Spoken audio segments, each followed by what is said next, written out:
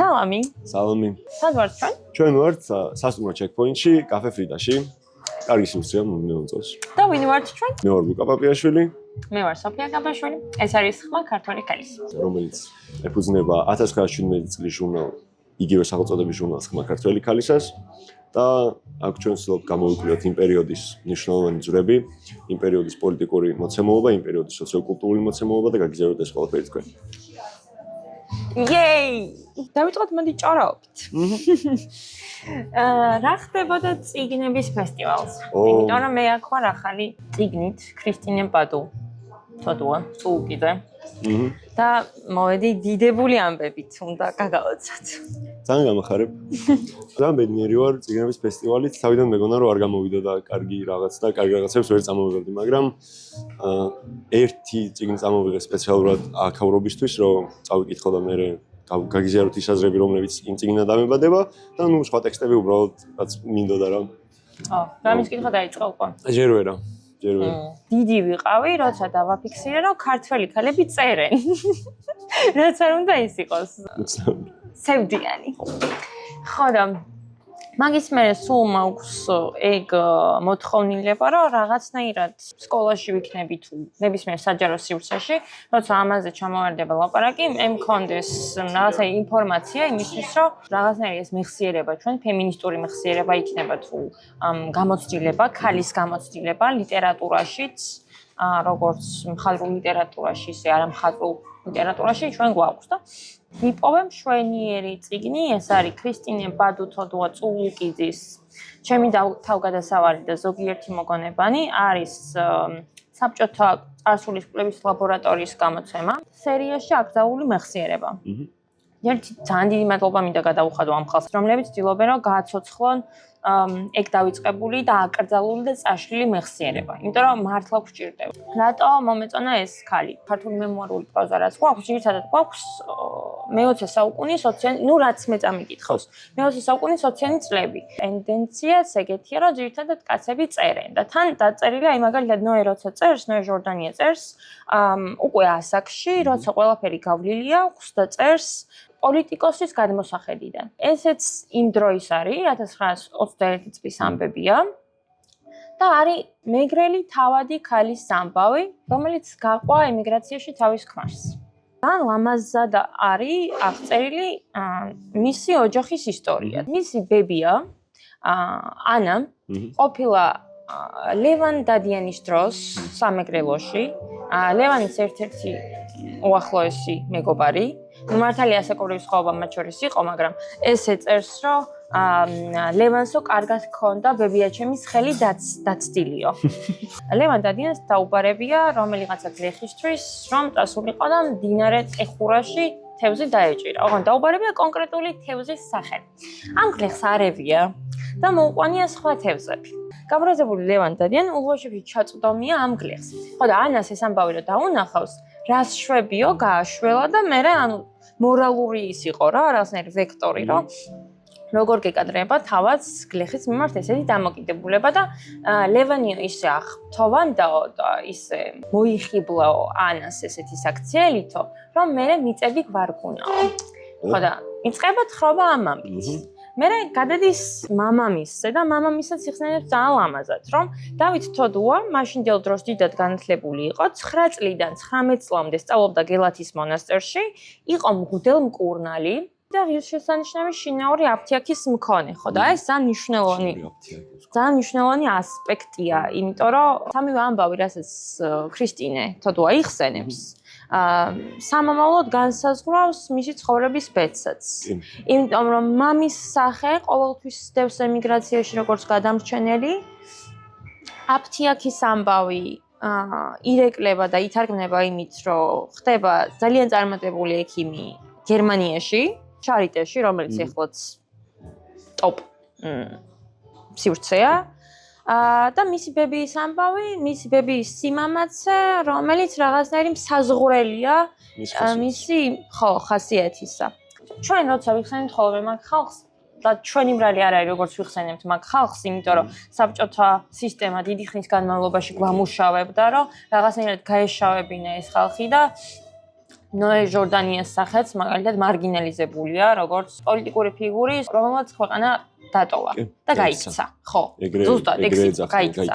ემოციური ველი მაგ ხალხის არ ჩანს ხოლმე არასოს და ჩვენ მაგას ვერც არ გვაქვს საფუძველი, არ არსებობს არანაირი ლიტერატურა იმაზე, რომ მაგ ხალხის ემოციური მდგომარეობა გავზომოთ, მაგრამ შეგვიძლია გავზომოთ ამით. ზუსტად მაგით. ხო. ეგ ძალიან მნიშვნელოვანია, რომ საბჭოთა კავშირმა მართლა რო წაგვართვა მემკვიდრეობის განცდა, როგორღაც ამ მემუარების აღმოჩენით უნდა დავიბრუნოთ ეგ მემკვიდრეობა რა. ძალიან მომწონს, როდესაც მემუარებს, ზოგადად წიგნებსაც, მემუარებსაც იწყებენ წინაპრების ამბებით, ბაბუის ამბით, ბებიის ამბით, მამის ამ შემდეგ, იმიტომ რომ ეგ ამბები რეალურად ხო თვითონ როგორც ჩვენ თქვი მაგ ადამიანის ვინც წერს განსაზღვრელია, ანუ მემკვიდრეობის პრინციპია მან რა, რომ აი ბებია ჩემი ესეთი ქალი იყო, აი პატრიარქ შემოდგომაში რომ პატრიარქებზე რო ლაპარაკობდით, აი ზუსტად ეგ პრინციპი გადმოდის, რომ შენი წინაპარი რაღაცა ხასიათის მატარებელი რო იყო, ეს მემკვიდრეობით შენ გერგუნება. და ეს ცოტა რო განვაზოგადოთ და სოციალური ფორმა მივცეთ, ეგეთ რაღაცა მინდადის, რომ როგორ უნდა აი ერშო დაიპყრო, როგორ უნდა დაიმონო ის ბოლომდე. უნდა წართო ყველანაირი მემკვიდრეობა და ეს მემკვიდრეობის განცდა რომელიც აქვს ზუსტად მაგას აკეთებდა. მახსოვრობა, დიახ, ძალიან კაი სიტყვა და ზუსტად მაგას აკეთებდა საბჭოთა კავშირი და მაგიტო ყველანაირად უნდა ვცადოთ, რომ ესეც სახს ლიტერატურა წინ წამოვიდეს, იმიტომ რომ ჩვენი მემკვიდრეობა გავიხსენოთ. და განსაკუთრებით მნიშვნელოვანია, იმიტომ რომ აი როგორც ახსენე, კაცების დაწერილი მემუარები და კაცების შექმნილი ლიტერატურა გვაქვს და მათთან დაკავშირებული მემკვიდრეობა მეტნაკლებად წინ კი წამოიწია უკვე, მაგრამ ქალებთან დაკავშირებით თითქმის არაფერი არ ვიცით რა. თუ არ ვილაპარაკეთ ბევრი და თუ არ გავუზიარეთ ერთმანეთს ინფორმაცია, რომ იცი რა მაგარი ადამიანები ყავდა ჩვენ ქართველებს, იცი რა მაგარი ქალები ყავდა ჩვენ ქართველებს და იცი საერთოდ რას წერენ, ანუ ეს თუ არ გავავრცელეთ, ის ერთული იქნება და მაგით ძალიან მნიშვნელოვანია ის, რომ ესეთი წიგნი გამოვიდა საერთოდ და მეორე შანსია რომ გავავრცელოთ რა. ჩემი მთავარი დარდი არის ის, რომ საშუალო სტატისტიკური სკოლის მოსწავლე ვერ დაასახელებს ანა კალანდაძის გარდა ქართველ ქალ მწერალს. და ეს თან ჩვენი ბრალი არ არის ყველაზე მნიშვნელოვანი რაც არის. იმიტომ რომ ვიღაცა ზევით ვინც ზის და ვინც ფიქრობს, რომ აი რა წავაკითხოთ, აი მშობელი რო ხარ რა და შვილი რო ყავს. ხო არ ვიცი, ხო ფიქრობ წინასწარ რა საზრდო უნდა მისცე მოსწავლეს, რა საზრდო უნდა მისცე შვილს. ხო და ვიღაცა ესე ხო ზის ზევით და ვიღაცა ესე ხო ფიქრობს, რომ აი რა როგორი მოქალაქე გამოვზარდოთ. რა ღირებულებაზე გავზარდოთ. ჩვენ თუ გვინდა რომ თუთას ვეტრფოდეთ, თუთის ტრფობა მე ისედაც დამყვა. დიდი მადლობა. დიდი მადლობა ყველას. ხო, რომ დავუბრუნდე ისევ ამას, მინდა წაგიკითხო, ამ სტრიქონებს რომ წერ, ახლაც მახრჩობს ცრემლები. სინანული, რაც მარგუნა ბედმა გადმოხვეწილება, უცხო მხარეში და მომაკლო მშობლიური ალერსი, სითბო სიყვარული. საყვარელ სამშობლოს და მშობელ ერს მოწყვეტილი. ობლად მომწყდეული ვართ საზღვარგარეთ ევროპის უებერთელა ქალაქებში. ჩვენი ყოველივე სიხარულის გრძნობის გამოხატვა, დღესასწაულის შეხვედრა თუ სხვა რამე, ერთი წუთიდან მეორე წუთში მწარე ნაღვალში ილესება და ოხრად იქცევა. და ჩვენი დღესასწაული ემსგავსება ამ ჩვენ ღარიბ ბაღის დღესასწაულს, რომელსაც მხოლოდ ორი პატარა ხე ამშვენებს. ბაღი ისევ სევდაში გაეხვია, მოეწყინა, გული დაწყდა, რომ ისევ ჭყიპინა სტუმრებსაც არ მოეწონა. ჯიშით მშვენიერი სურნელი იასამანი, აბა იყოს თავის ადგილას, თავის მშობელ ტყეში, აბა იყოს. კმერო ქრისტინეს ამბავი და კატოს ამბავი ერთმანეთთან ახლოს დავალაგე, ძალიან სევდიანია. ანუ კატო საქართველოში დარჩენილი, მართალია ევროპაში განათლება მიღებული და საქართველოში ჩამოსული და საქართველოში დარჩენილი, სიკვდილამდე რამდენიმე დღით ადრე ნატრულობს, რომ თუ ვერ მოესწრო და სიკვდილმა უწია, საფლავში მაინც ჩამოსძახონ, რომ მისმა ხალხმა გაიმარჯვა. და ვერ ესწრება. რა ნატრო აქვს კატოს და როგორი საქართველო უნდა კატოს. და როგორია კატოს ოცნება ამ საქართველოს. და მეორე მხრივ ქრისტინეს ამბავი. თავადი ქალის ამბავი, რომელიც პოლიტიკოს ქმარს მიყვება ემიგრაციაში და მან წერს, რომ მიშამ დაიწყო მიხეილ წულუკიძეზეა ლაპარაკი, მიშამ დაიწყო უბრალო ქარხანაში გაუნათლებელ მუშად მუშაობა. წერს ორსულობის ბოლო თუ ეგ მომწონს თან, იმიტომ რომ მე არ წამიგითხავს ლიტერატურაში, ქალების დაწერილ ლიტერატურაში, ქალის გამოცდილება ორსულობისას. ხო. არ წერენ მაგას. ხო და ეს მაგებს იხსენებს. და იხსენებს უბრალოდ ეგრე, რომ მეო გული მიმდიოდა და ვტიროდიო დეპრესიისგანო და ისმოდათო ჩემი ტირილიო ამ გერმანელებსო და ერთი გერმანელიც არ შემოვიდაო და ყური არ შეიბერტყაო რომ დავემშვიდებინო და ესენი არიანო გერმანელებიო რაღაც ძალიან ადამიანური დარდებიოთ რა მაგრამ ნუ ქრისტიანს ამბავი მე მგონი თქვით კიდეც რომ გოგიას თავისი აგდებული ქვა მის შვილს თავზე დაეცემა გაუტყდება თავი და მე დედა მოარჩენს და იმდროინდელი გერმანიაში საქართველოს ელჩი ახმეტელი გვარად სახელი არ მახსოვს რეკომენდაციას გაუწევს ქრისტიანს რომ ვინაიდან შენ ესეთი საექიმო უნარები გაქვსო მოდი ვცადოთ რამეო და დაიწყებს სწავლას ბერლინის უნივერსიტეტში და ბოლოს შარიტეს ერთ-ერთი წამყვანი ექიმი ხდება ნუ ხო ეს არის ამბავი მოქალაქეობრივი შესაძლებლობისა. რომ რამდენად მნიშვნელოვანია სისტემა მოქალაქისთვის, რათა საფუძველი ჩაუყაროს, რათა ხორცი შეესხას მის პოტენციალს. ამ ორი ამბიდან ჩანს ის, რომ როგორ ახერხებს ქალი, რომელსაც 2 წლის შვილი ყავს, განათლების მიღებას ისე, რომ ხდება წარმატებული ექიმი შარიტეში და როგორ არავინ ესწრება კატო მიქელაძის დაკრძალვას 1953 წელს საქართველოში.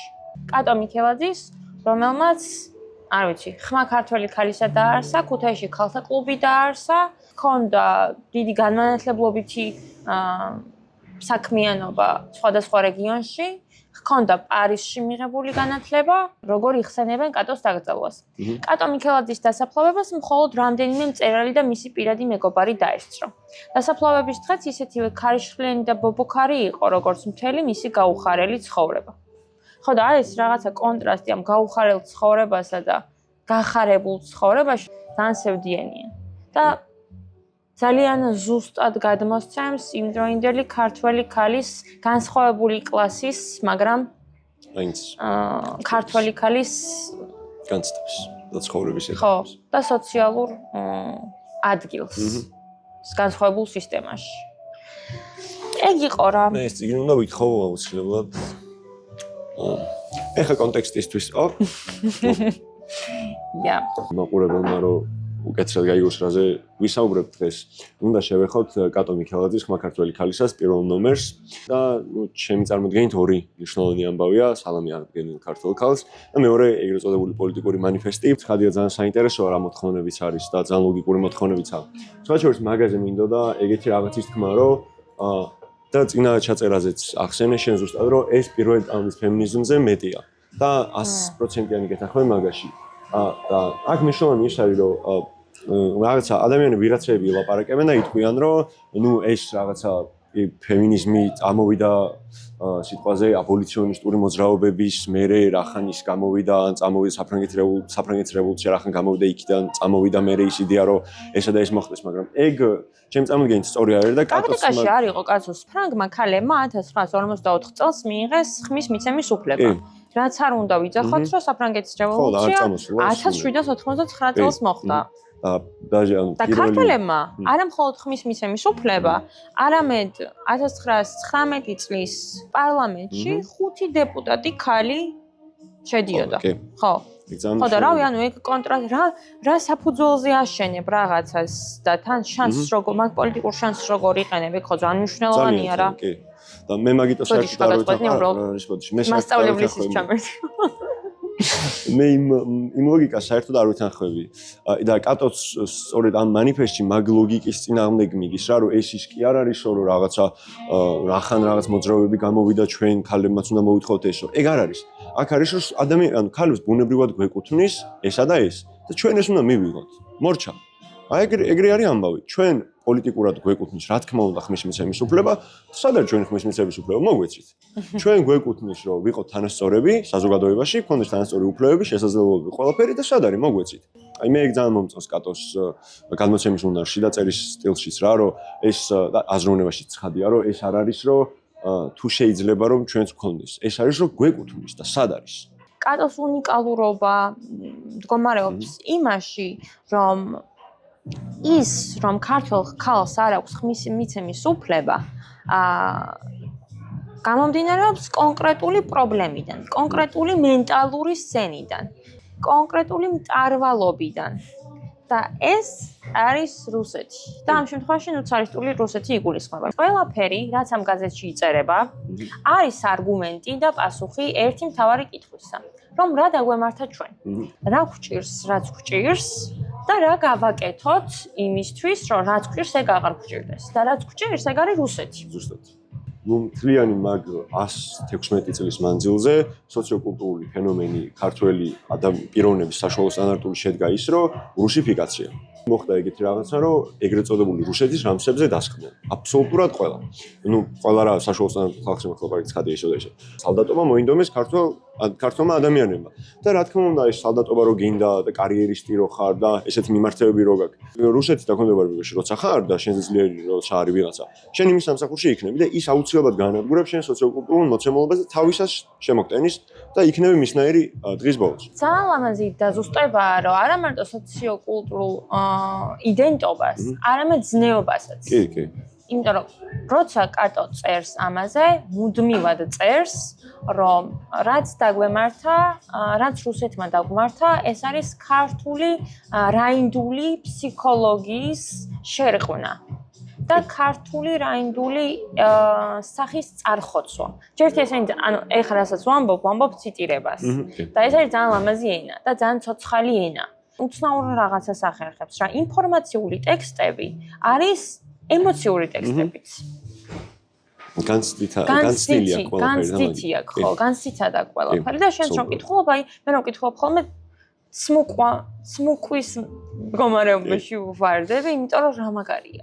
რა მაგარია, როდესაც 39 წლის ქუთაისელი ქალი, ჩამოდის განათლებული ქალი, ჩამოდის საფრანგეთიდან და არსებს საპოლიტიკო და სალიტერატურო გაზეთს ხმა ქართველი ქალი. ხო. ჩამოდის კივა განიცდის რომ სად არის ეს რაინდობა ხალხო, ანუ მე წამიკითხავს უამრავი ამბავი ქართველ კაცებზე, ქართველ ქალებზე, ოჯახებზე, საზოგადოებაზე და სად გაქრა ეს? თუ შეიძლება ეს цаრისტული რუსეთი მოვიშორეთ და ახლა დაუბრუნდეთ იმ რამსებზე, რა რამსებზეც ვიყავით სანამ ეგ უბედურება დაგვემართება. ეს არის ძალიან მაგარი ამბავი, იმიტომ რომ მე იშვიათად მინახავს თვით თანამედროვე პოლიტიკოსებშიც, რომ ხვდებოდნენ კონკრეტული დროის ისტორიულ მნიშვნელობას. ხო და კატოს აქვს მუდმივად და სულ. რომ აი თქვენ ხალხო, ვინც თქვენ ახლა მათ კანონებს იღებთ და აპირებთ კანონების სხვა შორის ძალიან უყვარს მესამე დასელები და აფრენს ნიკო ნიკოლაძეზე და მე მაგაზე ვილაპარაკოთ. გუშინ აღმოვაჩინე, რომ ნიკო ნიკოლაძის ფსევდონიმი, რომელიც არის რიონელი, არ ვიცი ეს დამთხევა თუ რა, მაგრამ კატო მიქელაძეს იმდენად უყვარს ნიკოლაძე, რომ თავისი ფსევდონიმად გაიხადა რიონელი ქალი. True love. კიდევ ერთი კონკურენტი გამომიშთა ნიკო ნიკოლაძის სიყვარულში. ასე, ეს ამბავი. ხო და ნიკო ნიკოლაძე. კატოს გაქვს მუდმივად. არა მხოლოდ ის, რომ ჰქონდეს ისტორიული ეპოქისადმი განსაკუთრებულობის განცდა, არამედ ამბიცია იმისა, რომ გამოვარკვიოთ რა არის ქართული. ხო. მაგ გამორკვევაზე სულ მახსენდება მიწიშვილის დარდები. გასაბჭოების შემდეგ ნიკოლო მიწიშვილი აქვეყნებს გაზეთში სტატიას სახელწოდებით ფიქრები საქართველოზე და მან არის ძალიან დრამატული და ტრაგიკული. მე ის მას ვდიანებს, რომ კატო მიქელაძის გამორკვევა არის ოცნება საქართველოზე. და მიწიშვილის გამორკვევა არის დარდი საქართველოს. რომ კატო მიქელაძის ოცნება ვერ გამოვიდა. ხო, აი ზუსტად ეგრე. რაღაცა უკვე ის ეტაპია, რომ ხელი უნდა ჩაიქნიოს იმ კაცმა. ხო, 1922 წელს იწერება ეგ ამბავი და კატო წელს 1917 წელს რა. ეხლა ჩვენ რო აქვს ხედავთ და ვლაპარაკობთ იდეაში, კატო მიქელაძეს რა დარდიც აქვს წინა 116 წელთან დაკავშირებით, ნუ ეგ დარდი არც მოკლოა და გაგრძელებულია ისევ პირიქით რა. და ჩვენც მეტნაკლებად მეც და შენც იგივე დარდით ვართ ახლა, რომ სად არის ეს ქართველობა, ანუ რუსეთი და რას უკეთებს ჩვენს პიროვნებას, ჩვენს იდენტობას. კატო პირდაპირ ამბობს ესეთ რაღაცას, რომ თუ ჩვენ ვერ შევქმნით საკუთარ სახელმწიფოს, სადაც გვექნება შრომის და განვითარების საშუალება, ხალხი გახდება მორალურად ტოლვილი და ხალხი გახდება ფიზიკურად ტოლვილი. ხო და წინაზე რომ ვიხსენებდი უბრალოდ წინაზე რომ ვაკვირდებოდი რაღაცას სკროლავდი და ძალიან შემთხვევითად ამომიგდო ინფორმაცია თუ როგორ დატოვა 2020 წლიდან 2025 წლამდე საქართველოში მოსწავლეებმა სკოლები და გადავიდნენ ემიგრაციაში. და ეს არის რაოდენობა არის 22727 მოსწავლე. ანუ ჩვენ როგორც საზოგადოება თუ ვერ მოვაწყობთ ქვეყანას ისე, სადაც გვექნება მოქალაქეობრივი შესაძლებლობა, სწავლის, განათლების, მუშაობის და მერე მაგ ყველაფრის გადათარგმნა არის, რომ გვექნება ნორმალური ოჯახები.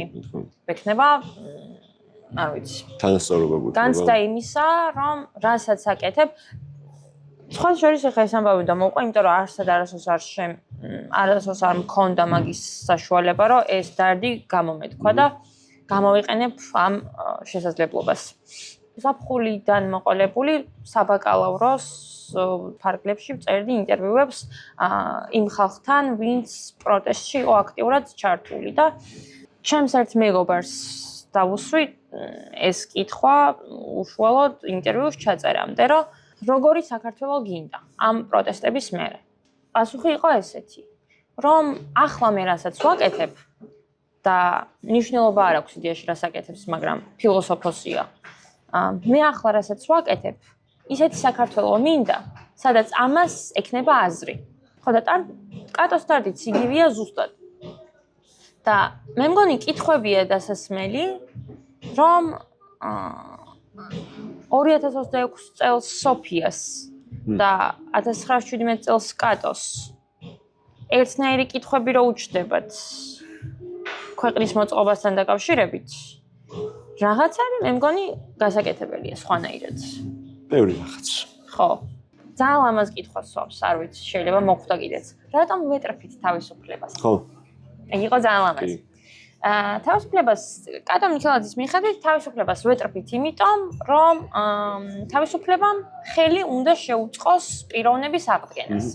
იმ პიროვნების აღდგენას, რომელიც რუსულმა მტარვალმა რეჟიმმა გაანადგურა. თავისუფლების ფუნდამენტი, ხო, ღირსების ელემენტია, რომ ყველა ადამიანს გააჩნია თავის ღირსება და თავისუფლება არის საშუალება გამოხატო ეს შენი ღირსება.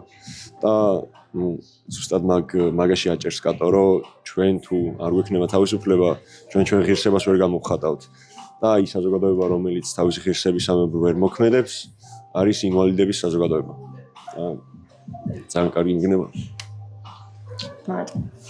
ტარვალობაზე გინდა და რაღაცის თქმა. საშინაო ტარვალობაში პროსტიტუციის ამბავს გულისხმობს კატო და მაგ საკითხთან დაკავშირებულ ბიოლოგიურ პრობლემებს. რასაც იწვევს. და მაგ ამბავს რომ კითხულობდი, ძალიან მინდოდა რომ გამეხსენებინა ლიტერატურა, სადაც პროსტიტუციის შესახებ რაიმე იყო დაწერილი. მე სამწუხაროდ არ გამახსენდა და მე მივედი დაახლოებით ეგეთ დასკვნამდე, რომ როდესაც მწერლები ცდილობენ მაგ საკითხზე წერას, დაახლოებით ეგეთ რაღაც გამოსდით რა, რომ ქმნიან პერსონაჟს, რომელიც მაგ საკითხში ჩართული არ არის, მაგრამ საზოგადოებას წარმოქმნა აქვს რომ ჩართულია.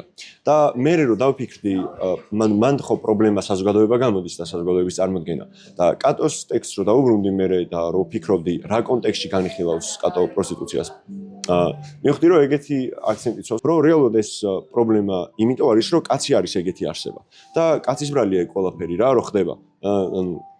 კაცზე ტექსტ ჯოხს და მაგაში 100%-იანი მეთახები, იმიტომ რომ მე ხალხურ ლიტერატურას რომ ახსენდება, იქაც ზუსტად ეგეთი საკითხი იჭდება რა. ამბავი არის ესეთი. 1853 წლის 6 ოქტომბრიდან რუსეთში პროსტიტუცია არის ლეგალური. ოღონდ რა კონკრეტული გარემოებებით არის ლეგალური? რამე იცი თუ არა ყვითელი ბილეთის შესახებ? არა. ყვითელი ბილეთი არის შემცვლელი ბილეთი პასპორტისა, რომელსაც რუსეთში პროსტიტუტ ქალებს ურიგებდნენ მას შემდეგ, რაც წაართმევდნენ პასპორტს. გესმის ეს რას ნიშნავს? ეს ნიშნავს იმას, რომ ქალი როგორც მოქალაქე გაუქმებულია და ქალი თავისი სოციალური როლით, როგორც დარჩენილია, არის მხოლოდ ინსტრუმენტი. არის კურირებული პოლიციის მიერ და არის კურირებული სამედიცინო ინსტიტუტების მიერ. მე რა ამბებიც წავიკითხე, არის შემაძრწუნებელი ამბები ამ ყვითელ ბარათებთან. იმიტომ რომ თუ ერთი შრე არის იმისა, რომ ეს ყველაფერი რეგულირებულია, ჯერ ერთი რეგულირებულია მხოლოდ ქალი. მაგრამ ყურადღებას არავინ არ აქცევს იმ კაცთა უსაზღვრო რაოდენობას, რომელიც ამ მომსახურებას ამ ქალებისგან იღებს. მაგრამ მეორე შრე არის ის, როგორც ცდილობენ პოლიციელები, ყვითელი ბარათები გამოიყენონ ქალების манипуляციისთვის. ხო. მაგალითად, როგორც თხოვენ, გქონდეთ სექსუალური აქტი და უარის შემთხვევაში როგორ ემუქრებიან ამ ბარათების ჩამორთმევით. ხო. ეგ ხდება, როდესაც სახელმწიფო გადაწყვეტს, რომ ერთი სქესი აკონტროლოს. და როდესაც გადაწყვეტს, რომ სახელმწიფო მიცის რა არის საზოგადოებისთვის უკეთესი. საბჭოთა კავშირის რეჟიმის დამყარების შემდეგ პროსტიტუცია ოფიციალურად უქმდება საბჭოთა კავშირში და მე პირიქით იცვლება კიდეც პოლიტიკა, რომ საავადმყოფოებს და კლინიკებს აარსებენ მარგინალიზებული ქალებისთვის. მაგრამ რეალურად თემა მუდმივად ტაბუირებული იყო. პირველი ის, რომ სექსუალიზებული თემები, როგორც არის ღირსებაზე გადიოდა ყოველთვის და ეს ამბავი მთლიანად მოშთობილი იყო დისკურსიდან. მიუხედავად იმისა, რომ საბჭოთა კავშირში ოფიციალურად პროსტიტუცია აიგრძალა, კგბ-ს მიერ მაინც მართული და შეფარებული ამბავი იყო და კარგად მიჩუმათებულიც. 1920-იანებში ჩატარდა კვლევა 65%-ზე მეტი მამაკაცების რაოდენობა მაინც სარგებლობდა ამ მომსახურებით. ნიკოლაძე ვახსენე და რაღაცებს დავაზუსტებ, იმიტომ რომ მგონია, რომ კატო და ნიკოლაძე მიუხედავად იმისა, რომ ერთმანეთთან ისე პირდაპირ გადაკვეთაში არ არიან, მათი იდეები და მათი მიმართება რუსეთის მიმართ დიალოგურ რეჟიმშია. და მოდი რაღაცებს წაგიკითხავ. წელი იწყება ელიზე რეკლიოს ციტატით. როგორც ჩრდილოეთის მხრივ ხილი კარგად ვერ დამწიფდება, ისე ჩრდილოეთის ცივ ქვეყნებში მყოფი რუსის ხალხის გონება უმწიფარია პოლიტიკურად და საეჭვოა ოდესმე დამწიფდეს. ახლა ვიკითხოთ, რას წარმოადგენს რუსის ხალხი. ეს ხალხი ჯერ ნორჩია, ბუნებით უნიჭო, პასიური. თვალშორის ეს ძალიან ზუსტი სიტყვა, რომელსაც იყენებს არა მხოლოდ ნიკოლაძე, არამედ მიწიშვილიც. კი. ოღონდ მიწიშვილი იყენებს საქართველოს დახასიათებისას, რომ საქართველო პასიური მოვლენაა. და ეგ ხო და ეს არის ოღონდ ხო ზუსტად ეგ არის. გაგვაპასიურეს. კი. მაგარი რა ანუ კარგი აღმოჩენა, მაგრამ საშინელებაა. საშინელება. ხო. მოკლედ, ახლა ვიკითხოთ, რას წარმოადგენს რუსის ხალხი. ეს ხალხი ჯერ ნორჩია, ბუნებით უნიჭო, პასიური. მონური სულის მქონე. რუსმა არ იცის რა სამშობლო. რაინდობა და პატრიოტული გრძნობა მისთვის უცხო ხილია. დამეხوارგე ცნობა. კატოც წერს იგივე ზუსტად. ეს ხალხი ჯერ არც კი გამოსულა თეოლოგიური ეპოქიდან. იგი ჯერ კიდევ სვეტების და წმინდანების პროცესია. ტექნიკა და ინდუსტრია მხოლოდ ახლა იდგამს ფეხს.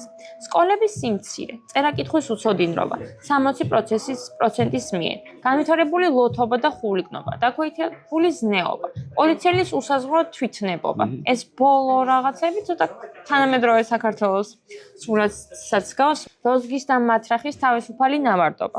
აი ის ბნელი, უმეცარი ღატაკი და დაბეჭდავებული მასა და მისი გარემო, რასაც წარმოადგენდა ამ ბოლო დრომდე რუსის ხალხი. ხო. არაფერი არ შეცვლა 100 წლის მერეც იგივე შეგვიძლია ვთქვათ. ნიკოლაძეს აქვს ძალიან საოცრად ჩამოყალიბებული ფორმულა ორიენტაციის მიმართ.